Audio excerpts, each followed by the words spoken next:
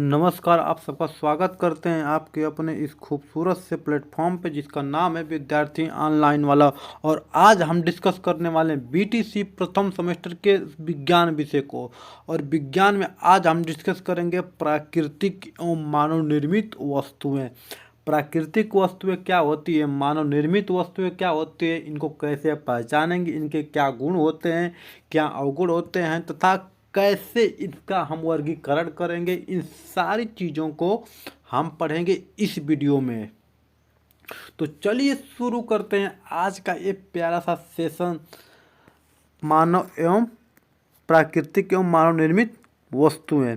प्राकृतिक एवं मानव निर्मित वस्तुएं, हम प्रतिदिन वातावरण में अनेक वस्तुओं को देखते हैं, जैसे हरे पेड़ पौधे, पानी, हवा, जीव जंतु, मेज, कुर्सी, अलमारी, बाल्टी, लोटा, गिलास, white board, marker, black board, desk, bench, इन सारी चीज़ों को हम देखते हैं। मिट्टी देखते हैं, हवा देखते हैं, सूर्य की रोशनी देखते हैं, पानी देखते हैं, पेड़ पौधे देखते हैं। इन ऐसे अनेक वस्तुओं में से कुछ प्रकृति द्वारा निर्मित होती है तथा कुछ मानव मनुष्य द्वारा अपनी सुविधा के अनुरूप निर्मित करता है, तैयार करता है, सुविधा के अनुरूप तैयार करता है। इन सारी वस्तुओं को हम निम्न प्रकार समझ सकते हैं। कैसे? पहला हुआ प्राकृतिक वस्तुएं, दूसरा मानव निर्मित वस्तुएं। तो हम इस प्रकार से हम इन चीज़ों को समझ सकते हैं। तो समझते हैं प्राकृतिक वस्तुएं। प्राकृतिक वस्तुएं क्या होती हैं और कैसी होती हैं। देखिए, जिन वस्तुओं को प्रकृति हमें निःशुल्क प्रदान करती है, जिनका प्रयोग हम उनमें बिना कोई परिवर्तन किए कर सकते हैं, वो प्राकृतिक वस्तुएं या प्राकृतिक संसाधन कहलाते हैं। वैसी वस्तुएं जो प्रकृति हमें निःशुल्क देती है तथा इनका प्रयोग हम बिना कोई संशोधन किए, उसमें बिना कोई परिवर्तन किए कर सकते हैं, वे प्राकृतिक वस्तुएं या प्राकृतिक संसाधन कहलाते हैं। जैसे मिट्टी, पेड़, खनिज, सूर्य, चंद्रमा इत्यादि, ये सारी चीज़ें प्राकृतिक वस्तुएं हैं। अब प्राकृतिक वस्तुओं के कुछ गुण होते हैं, उनको समझते हैं। देखिए, एक है समाप्त होने वाली वस्तुएं। ऐसी वस्तुएं प्राकृतिक द्वारा निर्मित होती है जो कुछ दिन बाद समाप्त हो जाएगी, जैसे वन जीव जंतु, खनिज, कोयला एवं पेट्रोलियम। ये वस्तुएं कुछ दिन बाद समाप्त हो जाएंगी, जिनको समाप्त होने वाली वस्तुओं की कैटेगरी में रखते हैं।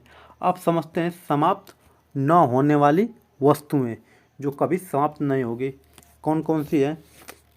वायु, मिट्टी, ऊर्जा, ये कभी समाप्त नहीं होती है। एक रूप से दूसरे रूप में परिवर्तन किया जा सकता है ऊर्जा कभी समाप्त नहीं होती है, एक रूप से दूसरे रूप में परिवर्तन की जा सकती है। प्राकृतिक वस्तुएं निम्न हैं, और जिसका हम थोड़ा विस्तार से चर्चा करेंगे, इसका मतलब ये हुआ कि यहाँ से हमें परीक्षा में प्रश्न 100% बनने वाले हैं। जहाँ जहाँ से प्रश्न बनेंगे वहाँ हम थोड़ा विस्तार से चर्चा करेंगे। तो समझते हैं प्राकृतिक वस्तुओं, कुछ समझते हैं जहाँ से प्रश्न बनते हैं। हवा तथा वायु, समझते हैं हवा तथा वायु पर हमारा जीवन निर्भर करता है। यह एक मुफ्त प्राकृतिक वस्तु है जिसका प्रयोग हम सांस लेने में करते हैं। जिसका प्रयोग हम सांस लेने में करते हैं। जब सांस लेते हैं तो हम ऑक्सीजन ग्रहण करते हैं तथा कार्बन डाइऑक्साइड गैस को छोड़ते हैं। अब दूसरा समझते हैं पेड़ एवं पौधे। पेड़ पौधे भी प्राकृतिक संसाधन हैं। पेड़ पौधे से हमें क्या क्या मिलते समझते हैं। पेड़ पौधों से हमें फल, फूल, सब्जियां, औषधियाँ, जड़ी बूटी, दवाइयाँ आदि प्राप्त होते हैं। और फर्नीचर की वस्तुएं भी हमें पेड़ पौधों से प्राप्त होती है, जैसे मेज, कुर्सी, दरवाज़ा, बोर्ड, डेस्क, बेंच इत्यादि हमें पेड़ पौधों से प्राप्त होती है। और पेड़ पौधे हमारी प्राकृतिक वस्तुएं होती हैं। तो समझते हैं अगला बिंदु को। जो इसका अगला बिंदु है वो है मृदा या मिट्टी। ये भी हमारी प्राकृतिक वस्तुएं हैं। यह निःशुल्क एवं प्राकृतिक संसाधन है। जो मृदा और मिट्टी है ये निःशुल्क और प्राकृतिक संसाधन है। इसका प्रयोग मिट्टी के बर्तन बनाने में तथा खेती करने में प्रयोग किया जाता है। मिट्टी में हम फसलों को उगाते हैं, मिट्टी में हम पेड़ पौधे को उगाते हैं तथा मिट्टी के हम तरह तरह की डिजाइनदार बर्तन बनाते हैं इत्यादि। हम मिट्टी का प्रयोग कर सकते हैं और करते हैं। अब देखते हैं इसका अगला बिंदु, झील, नदी, तालाब। इसका प्रयोग बिना किसी संशोधन किए कर सकते हैं। झील, नदी, तालाब जानते हैं कि नदियों और तालाबों से सिंचाई भी होती है, पशुओं को नहलाया भी जाता है और यहाँ से पानी भी वहाँ से फिल्टर करके शहरों में पहुँचा जाता है। इनका प्रयोग हम इस प्रकार कर सकते हैं, झील, नदियों और तालाब का। और अगला है ऊर्जा। देखिए अब बात करते हैं ऊर्जा की मित्र। तो ऊर्जा दो प्रकार के होते हैं। कौन कौन होते हैं इसको बारे में थोड़ा देखते हैं। देखिए मित्र, ऊर्जा दो होते हैं। एक नवीकरणीय या गैर पारंपरिक साधन, जैसे सौर मतलब जो सूर्य की ऊर्जा मिलती है, विकिरण जो किरण से मिलती है, हवा वायु से मिलती है, नाभिकीय विघटन से उत्पन्न ऊर्जा। ये सारी ऊर्जा को पारंपरिक साधन कहा जाता है या नवीकरणीय ऊर्जा कहा जाता है। अब समझते हैं अनवीकरणीय पारंपरिक साधन। पारंपरिक साधन में कौन से हैं? कोयला, पेट्रोलियम इत्यादि। आपसे परीक्षा में प्रश्न पूछे जाते हैं, दिया रहेगा दोनों, और इसमें पूछ दिया जाएगा कि कौन सा पारंपरिक साधन है अनवीकरणीय ऊर्जा है। पूछ देगा तो आप अगर पढ़े रहेंगे तो इसका आंसर कर सकते हैं। और चलिए अगला देखते हैं। जो अगला इसका बिंदु वो है कोयला एवं पेट्रोलियम। यहाँ से देखिए प्रश्न बनते हैं। कोयला एवं पेट्रोलियम ऐसा उपयोगी पदार्थ है जिनकी शोधन से कई बहुमूल्य उपयोगी कार्बनिक पदार्थ अलग अलग प्राप्त होते हैं। इनकी शोध से कई बहुमूल्य कार्बनिक पदार्थ अलग अलग प्राप्त होते हैं, जैसे कोयला, पेट्रोलियम एवं प्राकृतिक गैसें। कोयला, पेट्रोलियम एवं प्राकृतिक गैस इत्यादि जीवाश्म ईंधन कहे जाते हैं। जो कोयला होता है, पेट्रोलियम होता है, प्राकृतिक गैस होता है, इसको हम जीवाश्म ईंधन कहते हैं। क्यों कहते हैं? क्योंकि ये सारी चीज़ें ज़मीन के अंदर से खोद के निकाली जाती है। तो आपसे यही पूछ सकता है परीक्षा में कि जीवाश्म ईंधन के उदाहरण बताइए, तो आप जानते रहेंगे तभी लिखेंगे। इसलिए हर एक बिंदु को आप ध्यान से देखिए, ध्यान से पढ़िए और इसका नोट्स आप बनाते रहें। अगर आप नोट्स नहीं बना पा रहे हैं तो जो भी पढ़ाया जा रहा है इसको आपको पीडीएफ भी प्रोवाइड कराई जाएगी। जो पीडीएफ मिलेगी आपको हमारे टेलीग्राम चैनल पर, जिसका नाम है विद्यार्थी ऑनलाइन वाला। आप टेलीग्राम पर जाके सर्च कीजिए विद्यार्थी ऑनलाइन वाला, इसका आपको चैनल मिल जाएगा। उसमें आपको पर डे का जो भी वीडियो था बनाया जा रहा है, हर वीडियो का पीडीएफ नोट्स प्रोवाइड कराई जाएगी यूट्यूब चैनल पे। अगर आप फिर भी नहीं कर सकते, नहीं प्राप्त कर पा रहे हैं, आप हमें कमेंट करके बताइए, आपकी पूरी मदद की जाएगी। मित्रों ये वीडियो पूरी तरह से निःशुल्क है। ये वीडियो पूरी तरह से निःशुल्क है और आने वाले समय में टेट सी टेट सारी चीज़ की कक्षाएं चलाई जाएगी, वो भी बिल्कुल निःशुल्क, और साथ में PDF नोट्स वो भी बिल्कुल फ्री। हमारी कक्षाएं बिल्कुल फ्री रहेगी, और आप अपने लोगों को, अपने भाइयों को, अपने बहनों को, अपने ज़रूरतमंद लोगों को इस वीडियो को शेयर करें, पहुंचाएं, ताकि शिक्षा से कोई वंचित न रह सके। क्योंकि शिक्षा एक मूल अधिकार है। सबको जो जन्म लिया है उसको शिक्षित होने का अधिकार है। किसी के पास पैसे नहीं है कोर्स खरीदने के लिए, कोई कोचिंग नहीं जा सकता, तो उन भाइयों के लिए, उन बहनों के लिए हमारी तरफ से बिल्कुल फ्री में सुविधाएं प्रोवाइड कराई जा रही है। तो समझते हैं, हम लोग पढ़ रहे थे उपयोगी कार्बनिक पदार्थ अलग अलग प्राप्त होते हैं। कोयला, पेट्रोलियम एवं प्राकृतिक गैस आदि जीवाश्म ईंधन कहे जाते हैं। कोयले के भंजन, अब समझिए, देखिए महत्वपूर्ण बिंदु, कोयले के भंजन शोध से कोल गैस, अमोनिया, कोलतार, कोक आदि मिलते हैं। कोयले के भंजन से कोक, अमोनिया, कोलतार आदि मिलते हैं।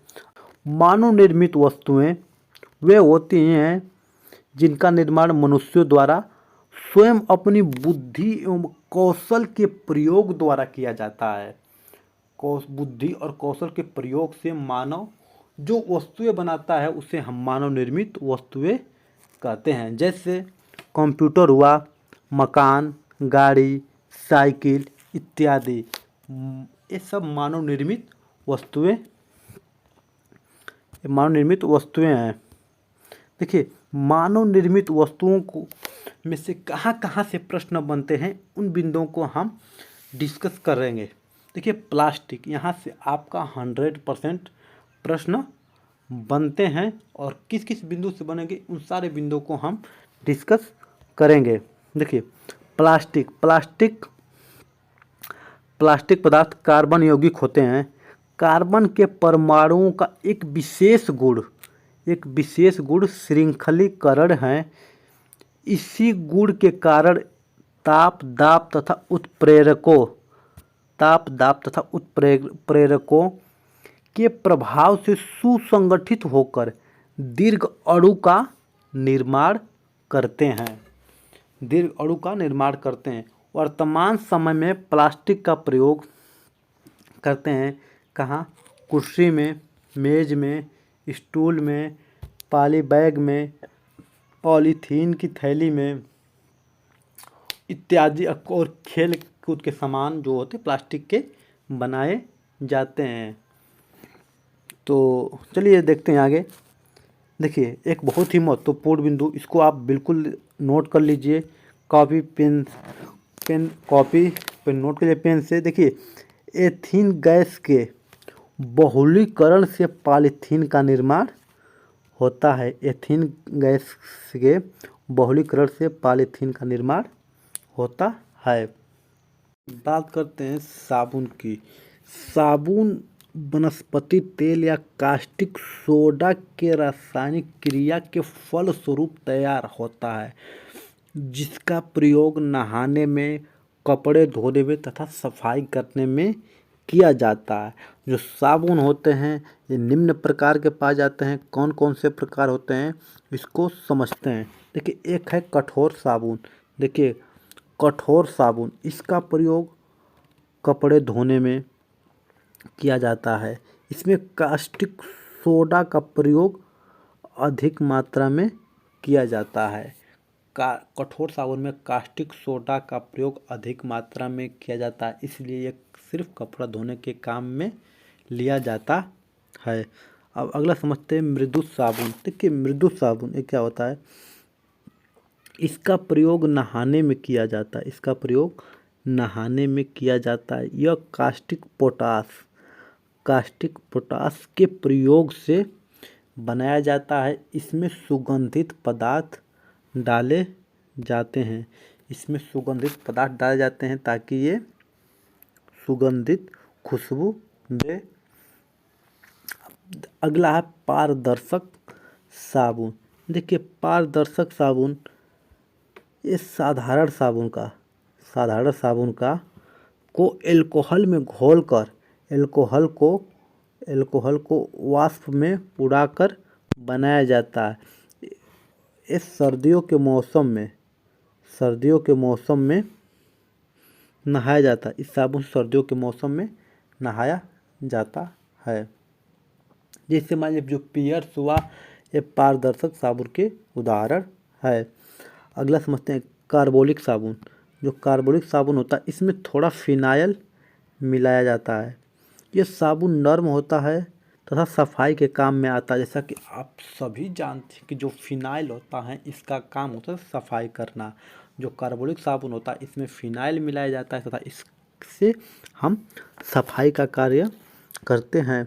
अब समझते हैं मॉडल चार्ट को। देखिए, शिक्षक अथवा छात्र शैक्षिक उद्देश्यों की पूर्ति हेतु विषय वस्तु को शिक्षण के लिए अपने स्तर पर मॉडल चार्ट का निर्माण करते हैं। इसका निर्माण करने से छात्रों में सृजनशीलता के गुणों का विकास एवं आत्मविश्वास पैदा होता है। अब समझते हैं कंप्यूटर के बारे में।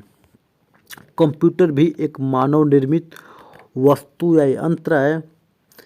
मानव ने गणना संबंधी बड़े आंकड़ों को संरक्षण हेतु इसका निर्माण किया है। जो कंप्यूटर के पिता हैं ये चार्ल्स बेबेज हैं। Father of computer Charles Babbage. अब देखते हैं खाने का सोडा, बेकिंग सोडा। ये सोडियम हाइड्राइड के सांद्रण विलयन में अधिक मात्रा में, जो सोडियम हाइड्राइड होते हैं इसके सांद्रण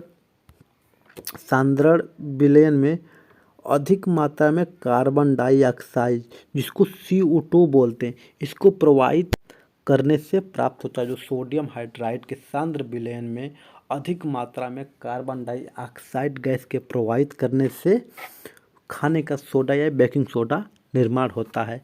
इसको समझते हैं। इसका जो सूत्र होता है ये होता है 2NaOH + CO2। 2NaOH + CO2 sodium hydride. इसके रासायनिक अभिक्रिया से बनते हैं सोडियम कार्बोनेट Na2CO3 + H2O। ये इनका रासायनिक समीकरण है। आप देखिए, जो मानव निर्मित वस्तुएं हैं यहाँ से आपके प्रश्न पूछे जाते हैं। इनमें से कोई एक बिंदु को कोई एक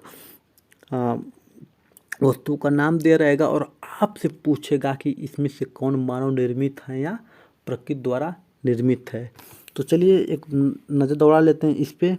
देखिए, सारी वस्तुएं मानव द्वारा बनाई गई, जैसे radio, projector, voltmeter, wire gauge, hand lens, विद्युत मोटर, ग्रामोफोन, परखनरी holder, syringe, electrometer, television, ohmmeter, voltmeter, धारा मापी, भाप का इंजन, मीटर पैमाना, बैरोमीटर, कैमरा, पेरिस्कोप, वर्षा मापी, विद्युत सेल इत्यादि ये मानव निर्मित वस्तुएं हैं। तो आज का वीडियो हम यहीं समाप्त करते हैं। मिलते हैं अगले वीडियो में मज़ेदार टॉपिक के साथ। तब तक के लिए नमस्कार, बाय बाय, जय हिंद।